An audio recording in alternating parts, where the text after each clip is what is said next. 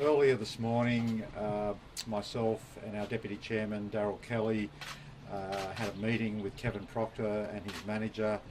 I have to point out that it wasn't a disciplinary meeting at this stage. It was really a meeting just to try and get some more information about what is alleged to have occurred in the early hours of the morning yesterday in Canberra.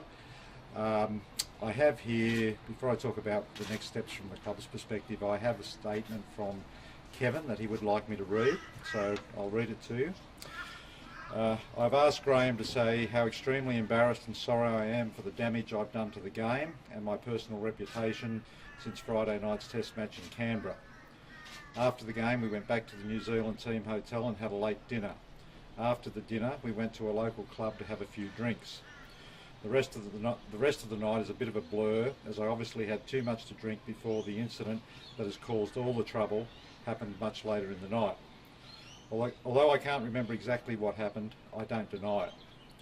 I'm devastated by the whole thing and can't apologise enough to my Kiwi teammates, the NRL, the Titans and all fans of the game. I've never been in this sort of trouble in my career and I've never failed a drug test. And I'm so sorry to have let everyone down by losing control of my personal decisions by drinking too much alcohol. I have a wife and a young family, and taking drugs is not something that I support or encourage because I'm very aware of the damage it can do.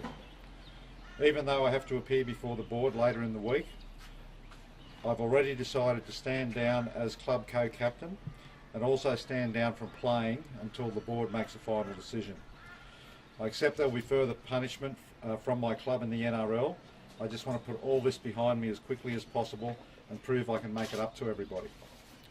That's a statement from Kevin following the meeting this morning.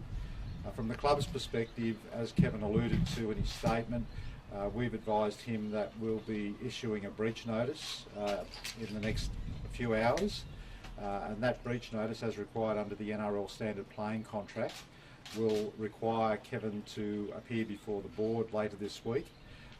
And the board will then determine any additional sanctions that may be imposed as a result of a breach of the NRL Code of Conduct.